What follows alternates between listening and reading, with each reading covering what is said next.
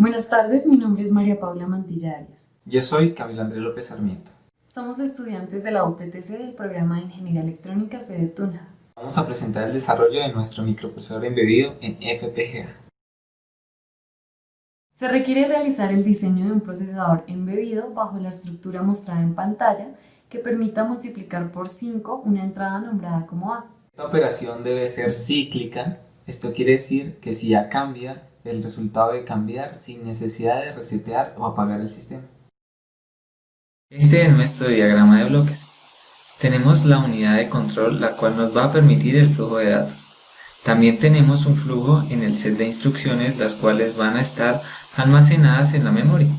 Este flujo va a estar dado por el contador del programa.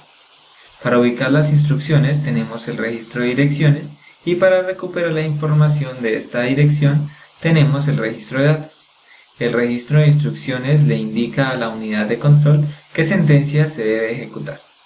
Por otra parte tenemos el ALU, la cual hará las operaciones lógico-aritméticas requeridas y el resultado será almacenado en el registro acumulador. En la parte inferior tenemos el bus de datos, el cual nos permite la comunicación entre bloques. También tenemos el dato de entrada, un registro de salida, el dato de salida y su respectiva visualización en display de 7 segmentos. Este es el diagrama de flujo de nuestro sistema. Iniciamos con la declaración de las variables, posteriormente validamos la siguiente condición, la cual si no se cumple, el reset interno se va a poner en 1 y la salida se va a poner en 0. Si sí se cumple, lo que va a pasar es que el contador del programa va a incrementar en 1 para dar continuidad al flujo del set de instrucciones y su contenido va a pasar al registro de direcciones. Cuando la memoria esté en modo lectura, el contenido del registro de direcciones nos va a indicar qué posición de memoria debe ser leída y la información de esa posición de memoria leída va a pasar al registro de datos. Del registro de datos pasa al registro de instrucciones, cual nos va a permitir indicarle a la unidad de control qué sentencias debe ejecutar. Luego validamos las siguientes condiciones, en las que si el registro de instrucciones es 0, tenemos la carga del dato. Lo que quiere decir que el dato de entrada A va a pasar a la entrada A de la ALU. Luego, la salida de la ALU va a pasar al acumulador y el contenido del acumulador se va a posicionar en la entrada B de la ALU. Si en el registro de instrucciones tenemos un 2, la operación que se va a dar es la operación de suma. Entonces nuevamente cargamos el dato A en la entrada A de la ALU, se suma el contenido de la entrada B de la ALU con el contenido de la entrada A y se posiciona el resultado en el acumulador.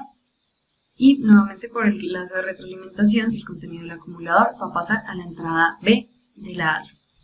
Por último, si en el registro de instrucciones tenemos un 15, la operación que se va a dar es mostrar el dato a la salida.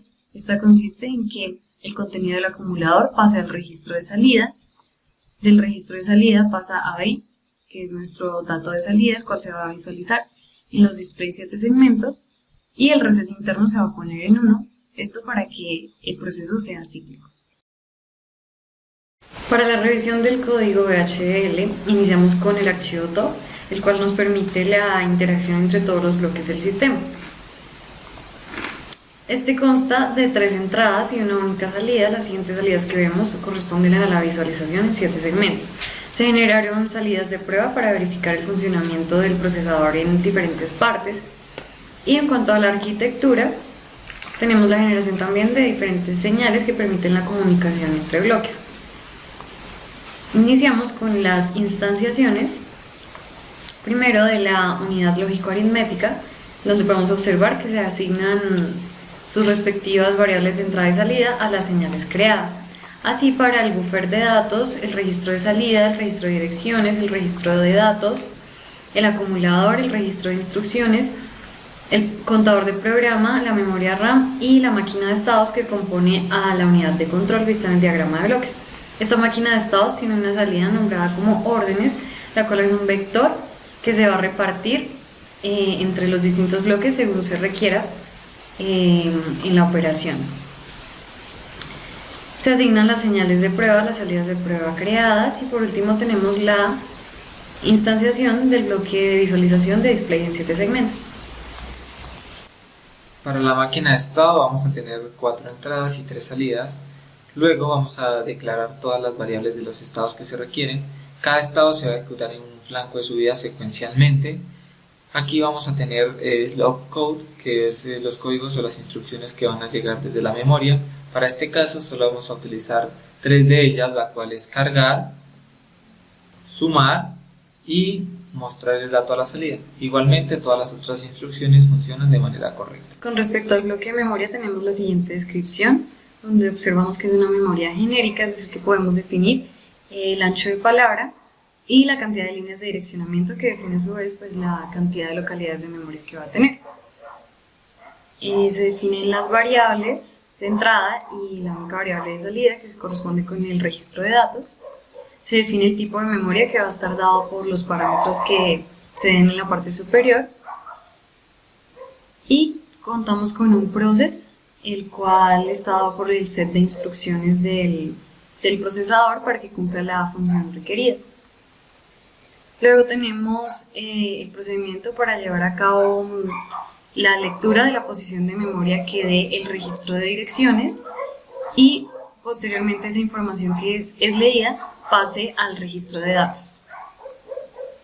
Con lo que respecta al bloque ALU vamos a tener nuestras entradas y 3 salidas, de las cuales 2 de ellas van a corresponder a las banderas del mismo.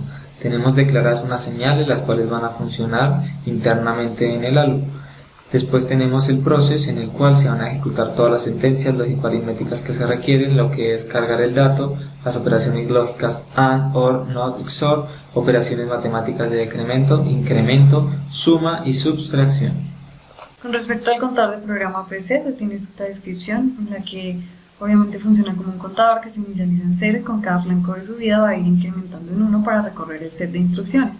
Se tiene esta opción para saltar entre instrucciones, que vendría siendo el branch. Para los registros del sistema, como lo son el acumulador, el registro de direcciones, el registro de datos y el registro de instrucciones, se tiene esta descripción en la que con cada flanco de subida, lo que está en la entrada pasa a la salida. Aquí tenemos el código de nuestro bus de datos, que va a ser un buffer multiplexado.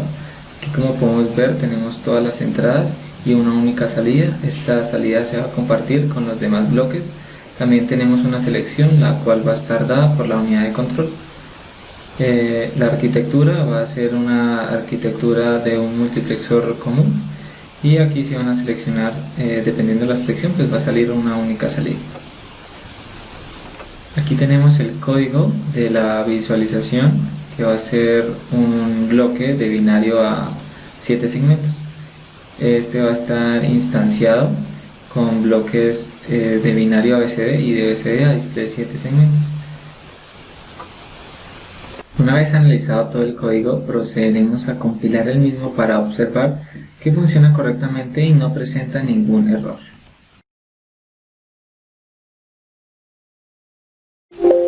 Y aquí ya se puede evidenciar que todos los parámetros y conexiones se hicieron de la manera correcta y adecuada. Ahora, para la verificación del programa en Lapsland debemos tener en cuenta que se cambian las variables de entrada y de salida según los requerimientos de este entorno. Pero para ello se hace esta asignación, de modo que no tendremos problemas entre la comunicación de los bloques que se tenían originalmente. Una vez modificado el código correctamente, procedemos a sintetizarlo para generar el archivo .bin.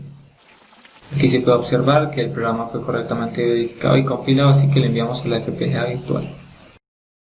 Aquí, como podemos observar, ya se prende nuestro LED 7 segmentos y procedemos a verificar los datos que tenemos. Aquí ingresamos un 1, nos sale un 5, ingresamos un 3, nos va a salir un 15, un 7, un 30, un 15, nos sale un 75 y así sucesivamente se van a ir haciendo las operaciones cíclicamente hasta que yo active un reset. Al activar el reset, la salida se me pone directamente en 0 y al desactivarlo vuelve y funciona como debería. Esto sería todo. Muchas gracias por su atención.